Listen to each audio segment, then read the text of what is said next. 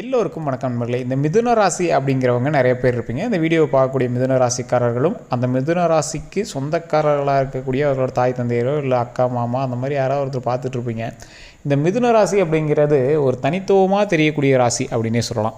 100 பேர் இருக்காங்கன்னா அதில் மிதுன ராசிக்காரன் யார் அப்படின்னு ஈஸியாக கணிச்சிடலாம். ஒரு அமைதியான ஒரு ஆள். என்ன சார் அமைதிங்கிறீங்க, பட்டாத பாடுபடுத்துவானுங்க, அவனுங்களை போய் அமைதிங்கிறீங்க அப்படின்னு எங்களோட ரிலேஷன் தான் சொல்லுவீங்க.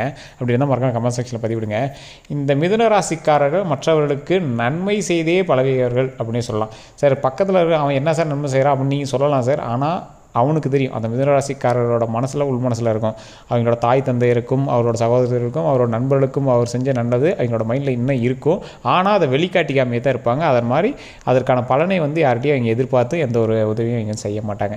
இந்த மிதுனராசிக்காரர்கள் நிறைய சொத்து சேர்த்தணும் அப்படின்னு ஆசைப்படுவாங்க, நிறைய பணம் சேர்த்தணும் ஆசைப்படுவாங்க, அதை மற்றவங்களோட பகிர்ந்து நேரத்தை கழிக்கணும் அப்படின்னு ஆசைப்படுவாங்க.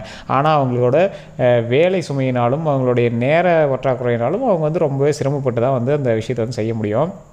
இது மட்டும் இல்லாமல் இந்த மிதுன ராசிக்காரர்களுக்கு மிகப்பெரிய ஒரு ராஜயோகம் தரக்கூடிய நாட்களும் இருக்குது. இப்போ வரக்கூடிய நாட்களில் சில நாள் அவங்களுக்கு கொஞ்சம் சிக்கல் அப்படின்னு சொல்லலாம். சார் சிக்கல்லாம் ரொம்ப பெரிய சிக்கல்லாம் இல்லைங்க, சின்ன சின்ன பண தொந்தரவுகள், சில மன தொந்தரவுகள் உங்களுக்கு இருந்துகிட்டு இருக்கும். அப்படி இருக்குது அப்படின்னா மறக்காம கமெண்ட் செக்ஷனில் பதிவிடுங்க. அதுக்கு நான் ஒரு தெளிவாக சொல்கிறேன். இந்த இப்போ யூடியூப்பில் சொல்கிறாங்க அப்படின்னா ஃபுல்லாக ஒரு மேஷராசி, ரிஷபராசி, மிதுன ராசின்னு நாங்கள் ஃபுல்லாக சொல்கிறோம். தனிப்படையான ஜோதிடம் பார்க்கணும் சார். உண்மையிலேயே சொல்கிறேன், தனிப்படையான ஜோதிடம் பாருங்கள். அது ஒரு நல்ல ஜோதிடர்கிட்ட பாருங்கள். எல்லாருமேலாம் ஜோதிடர் கிடையாது. இப்போ நம்ம சொல்கிறோன்னா அப்படின்னா நம்ம காமனான மிதுன ராசிக்கு இப்படி நடக்க போகுது அப்படிங்கிறத நம்ம காமனாக சொல்கிறோம். அதாவது ஒரு எக்ஸாம்பிள் தான், நான் எல்லா வீடியோலையும் சொல்கிற மாதிரி தான். தமிழ்நாட்டில் மழை பெய்ய போகுது, தமிழ்நாட்டில் எங்கே மழை பெய்ய போகுது அப்படிங்கிறது தனிப்படையான ஜாதகம் பார்க்குறீங்க பார்த்தீங்களா. இப்போ மிதுன ராசிக்கு நல்லது நடக்க போகுது, மிதுன ராசியில் யாருக்கு நல்லது நடக்க போகுது, தனிப்படையான ஜாதகம் பார்க்கணும். அதுக்கு தான் நாங்கள் ஒரு சூப்பரான ஒரு ஜோதிடனுடைய நம்பர் நம்ம கீழே கொடுத்துருக்கோம். இது ப்ரமோஷன் அப்படிலாம் நீங்கள் எதிர்பார்க்காதீங்க. இது நார்மலாக நான் சொல்கிறேன். ஒரு மிகப்பெரிய ஒரு ஆக்டருக்கு, இப்போ ரிலீஸ் ஆன படத்தில் வரக்கூடிய ஒரு மிகப்பெரிய ஆக்டருக்கு அவர் ஜோதிடம் பார்த்து கணிச்சு பர்ஃபெக்டாக சொன்னார். ரொம்ப நாளாக தடைப்பட்டுட்டு அவருடைய கலைத்துறை வாழ்க்கை அவ்வளோ பிரகாசமாக வரும் அப்படிங்கிற அடித்து சொன்னார். அதே மாதிரியே வந்திருக்கு. இவருக்கு மட்டும் இல்லைங்க, நிறைய பிரபலங்களுக்கு, நிறைய அரசியல் பிரமுகர்களுக்கு ஜோதிடம் பார்க்கக்கூடிய ஒரு மிகப்பெரிய ஜோதிடங்களின் ஆசான் அப்படின்னே சொல்லலாம். அவரோட நம்பர் நான் கொடுத்துருக்கேன், கான்டாக்ட் பண்ணுங்கள். கான்டாக்ட் பண்ணி லைன் கிடச்சது அப்படின்னா அதே உங்களுக்கு ஒரு மிகப்பெரிய யோகம் அப்படின்னு தான் சொல்லணும். ஏன்னா அவர் அவ்வளோ பிஸியாக இருப்பார். லைன் கிடச்சது அப்படின்னா உங்களுக்கு ஒரு மிகப்பெரிய லக்கு. சரி சார், இதெல்லாம் ஒரு பக்கம் இருக்கட்டும். நம்ம காமனாக ஜாதகம் மாதிரி சொல்கிறோம் அப்படின்னு சொன்னீங்க பார்த்தீங்களா. மிதுன ராசி காமனான விஷயம் சொல்கிறேன் அப்படின்னீங்களா. இந்த மிதுன ராசியோட பண்புணர்கள் ஃபஸ்ட்டு ஒரு 3 பாயிண்ட் தான். இவங்க எல்லாருக்கும் நன்மை செய்யக்கூடியவங்க. அந்த நன்மையின் பால் அந்த நன்மை செஞ்சும் அவங்க எந்த ஒரு எதிர்பார்ப்பும் இல்லாமல் அந்த நன்மை செய்கிறவங்க. அதுதான் ஒரு மிகப்பெரிய ஹைலைட்டு.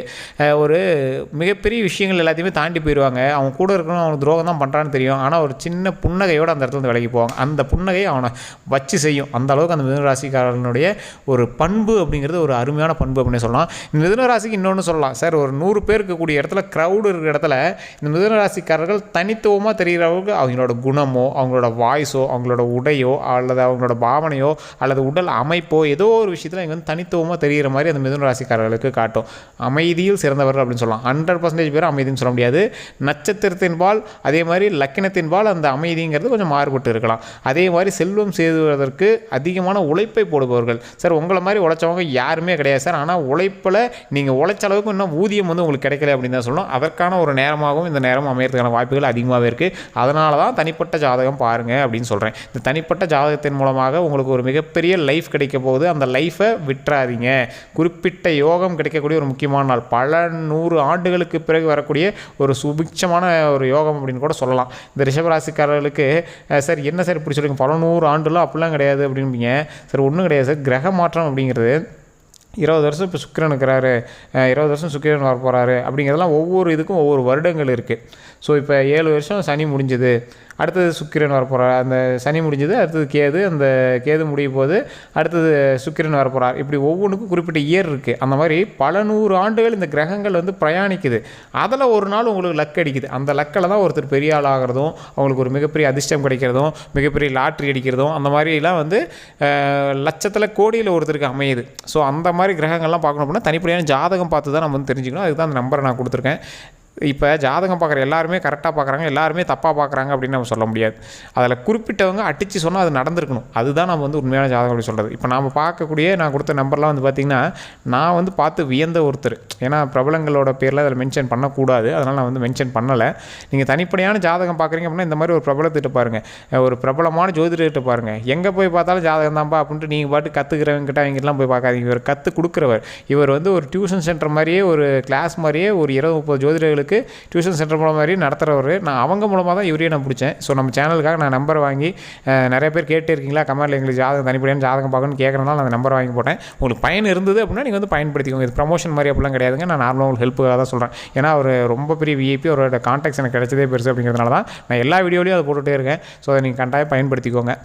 ஸோ இன்னொரு விஷயம் என்ன அப்படின்னா, இந்த மிதுன ராசிக்காரர்கள் எவ்வளோ ஒரு செல்வம் சேர்த்திருந்தாலும் அதை செலவு பண்ணும்போது அவர் வந்து இல்லை கரெக்டாக தான் பண்ணுறோம் அப்படிங்கிற மாதிரி அவர் வந்து பண்ணிகிட்டே இருப்பார். சார் இல்லை சார் நான் பார்த்து தான் பண்ணுறேன் அப்படின்னு பண்ணிகிட்டே இருப்பார். ஆனால் இத்தனை நாள் அவங்க செலவழிச்சது எதுக்கு இவனுங்களாம் நம்ம செலவு பண்ணோம் அப்படிங்கிற மாதிரி அவங்க மைண்டில் தோணியிருக்கும். இருந்தாலும் பரவாயில்ல நம்ம ஆளுங்க தானே அப்படிங்கிற மாதிரி நம்ம வந்து மிதுன ராசிக்காரர்கள் விட்டுருப்பார். ஆனால் அந்த செலவு யாருக்காக பண்ணாங்களோ, இப்போ ஒரு எக்ஸாம்பிளுக்கு அவர் நண்பருக்காக அவர் பண்ணுறாங்க அப்படின்னா அந்த நண்பன் வந்து இந்த செலவெல்லாம் உணர்ந்துடாதனால வாங்கியிருப்பான். வாங்கிட்டு அப்புறமேட்டு எதுவுமே இவன் யாருன்னே தெரியல, என்ன நீ பண்ண அப்படிங்கிற மாதிரி ரிட்டன் கேள்வி கேட்டுருப்பான். அந்த வழியையும் மிதுன ராசிக்காரர்கள் தாங்கிட்டும் அவன் வந்து மறுபடியும் ஃபீலிங்காக இல்லை மச்சான் நீ தெரியாமல் சொல்லிவிட்டேன், ஏதாவது தப்பாக இருந்தால் மன்னிச்சிக்க அப்படின்னு மறுபடியும் ஹெல்ப் கேட்பான். அதையும் மறுபடியும் மிதுன ராசிக்காரர்கள் பண்ணுவாங்க. அப்படி ஒரு ஏமாளியான ராசி அப்படின்னு சொல்லலாம், அப்படி ஒரு இலகிய மனம் கொண்ட ராசி அப்படின்னு சொல்லலாம், அப்படி ஒரு கொடுக்கக்கூடிய ஒரு தன்மை மிகுந்த ராசி அப்படின்னு சொல்லலாம் இந்த மிதுன ராசியை. இருந்தாலும் கொடுத்து கைகள் சிவக்கும் அப்படின்னு சொல்லுவாங்க பார்த்தீங்களா, அந்த மாதிரி ஒரு புனிதமான ராசி இந்த மிதுன ராசி. இந்த ராசிக்கு ஒரு மிகப்பெரிய லக் அடிக்க போது. சரி என்ன சார் லக்கு வச்சு செய்து சார் எங்களை படாத பாடு பட்டுட்டேன், இதுக்கு மேலேயாவது நான் நிம்மதியாக இருக்கணும் சந்தோஷமாக இருக்கணும் அப்படின்னு நினைக்கிறவங்களுக்கு இனி வரக்கூடிய காலங்கள் பொற்காலங்கள் அப்படின்னே சொல்லலாம். அந்த மாதிரி ஒரு நேரத்தை நீங்கள் தவற விடாதீங்க. எல்லாருக்குமே இது வந்து பொருந்துமா அப்படிங்கிறது கிடையாது. நீங்கள் தனிப்படையான ஜாதகம் பார்த்தா தான் உங்களுக்கு இந்த விஷயம் பொருந்துமா அப்படிங்கிறது தெரியும்.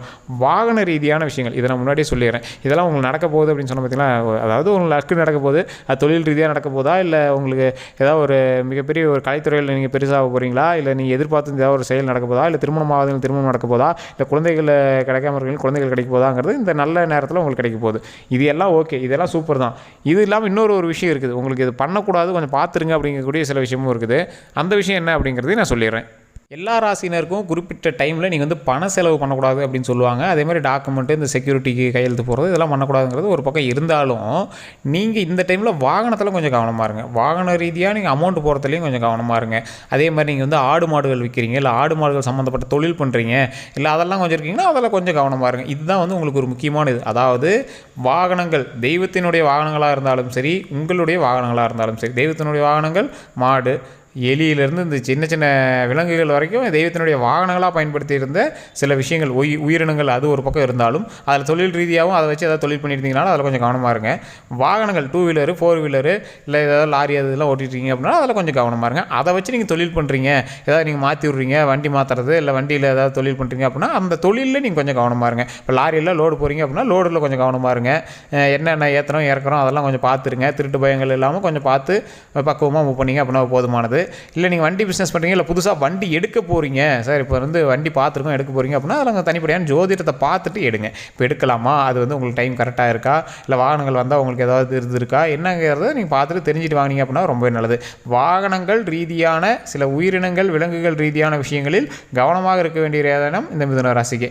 அதே மாதிரி இந்த மிதுன ராசிக்காரர்கள் இப்போ விநாயகரை வணங்குனீங்க அப்படின்னா கொஞ்சம் தப்பிக்கிறதுக்கான வாய்ப்புகள் இருக்குது. ஏதாவது தவறுகள் இருந்துச்சு அப்படின்னா தப்பிக்கிறதுக்கான வாய்ப்புகள் இருக்குது. ஓம் விநாயகரே போற்றி, ஓம் விநாயகரே போற்றி, ஓம் விநாயகரே போற்றி அப்படின்னு 3 டைம் காலையில் சூரிய வெளிச்சத்தின் போதே நீங்கள் வந்து சொல்லுங்கள். சூரியன் வந்து மேலே வரும்போது கரெக்டாக அந்த 3 தடவை இதை வந்து சூரியனை பார்த்து சொல்லுங்கள். ரொம்பவே நல்லது. இதை கமெண்ட் செக்ஷனில் மறக்காமல் டைப் பண்ணுங்கள். ஓம் விநாயகரே போற்றி, ஓம் விநாயகரே போற்றி, ஓம் விநாயகரே போற்றி கமெண்ட் செக்ஷனில் டைப் பண்ணுங்கள். இந்த விஷயம் ஒரு மிகப்பெரிய நல்லது. என்ன சார் விநாயகர் இருக்கும்போது விநாயகரை போற்றினா ரொம்ப நல்லதா அப்படின்னு கேட்பீங்க. ஓம் அப்படிங்கிற வார்த்தை பிரபஞ்சத்தினுடைய உண்மையான வார்த்தை. அதன் மூலமாக நீங்கள் கும்பிடும்போது ஒரு மிகப்பெரிய மாற்றம் ஏற்படும் அப்படின்னு சொல்லலாம். கண்டிப்பாக இந்த வாய்ப்பை பயன்படுத்திக்கோங்க. அதே மாதிரி நீங்கள் இப்போ வந்து விநாயகரை வணங்குறீங்க அப்படின்னாலும் உங்களுடைய குலதெய்வ வழிபாடு கட்டாயம் முக்கியம். குலதெய்வத்தை வழிபட்டுங்க. டெய்லி அது ஒரு 5 நிமிஷமாவது குலதெய்வத்தை நினச்சி நீங்கள் இன்றைக்கி என்ன பண்ண போகணும், இப்போ ஏதாவது ஒரு தொழிலுக்கு போகிறீங்க, தொழிலில் வந்து செய்ய போகணும், இல்லை நீங்கள் சொன்ன மாதிரி வாகனங்கள் வாங்க போகிறீங்க, வாகனத்தில் கொஞ்சம் இதாக தான் இருக்குது அப்படிங்கிற பட்சத்துலையும் இறைவனை வணங்கி அதில் எந்த பிரச்சனையும் வரக்கூடாது. நீ தான் எங்களை பார்த்துக்கணும் அப்படின்னு இறைவனை வணங்கி சந்தோஷமாக எங்களை வச்சுக்கோ அப்படின்னு கும்பிட்டு நீங்கள் போய் வாகனங்கள் வாங்குங்க. அது இன்னும் கொஞ்சம் நல்லதாகவே வரதுக்கு வாய்ப்புகள் இருக்குது. இது கொஞ்சம் நல்ல ஒரு லக் அடிக்கக்கூடிய ஒரு நேரமாகவும் உங்களுக்கு இருக்குது. அதே மாதிரி கொஞ்சம் பார்த்து இருக்க வேண்டிய ஒரு நேரமாகவும் இருக்குது. ஏன்னா இப்போ மிதுனம் ராசி அப்படின்னா 100% பேருக்கும் ஒரே இது நடக்கணும் இல்லை, உள்ள நட்சத்திரம் இருக்குது, ராசி இருக்குது, தசாபுத்தி இருக்குது, லக்கினம் இருக்குது. ஸோ அதுக்கு தகுந்தாற் போல தான் நடக்கும். அதனால் நீங்கள் கொஞ்சம் பார்த்து இருக்கிறது பெட்டர். ஸோ அந்த கான்டாக்ட் நம்பரும் நான் டிஸ்கிரிப்ஷனில் கொடுக்குறேன். நீங்கள் கான்டாக்ட் பண்ணி கேட்டு தெரிஞ்சுக்கிட்டு கூட பண்ணலாம். அதனால் ஒரு தப்பும் கிடையாது. அடுத்து என்ன பண்ணுங்கிறத தெளிவான ஜோதிடர்கிட்ட கேட்குறது ஒரு மிகப்பெரிய நன்மை அப்படின்னு சொல்லலாம். எவ்வளவோ நம்ம செலவு பண்ணுறோம் சார், அடுத்து நம்ம லைஃப்பில் என்ன நடக்க போகுது அதை தெளிவாக தெரிஞ்சுக்கிறது செலவு பண்ணுறது தப்பே இல்லை சார். கீழே கான்டாக்ட் நம்பரில் கொடுத்துருக்கேன். அது நீங்கள் ப்ரமோஷன் நினச்சாலும் சரி, இந்த வாய்ப்பை பயன்படுத்திக்கோங்க. நன்றி.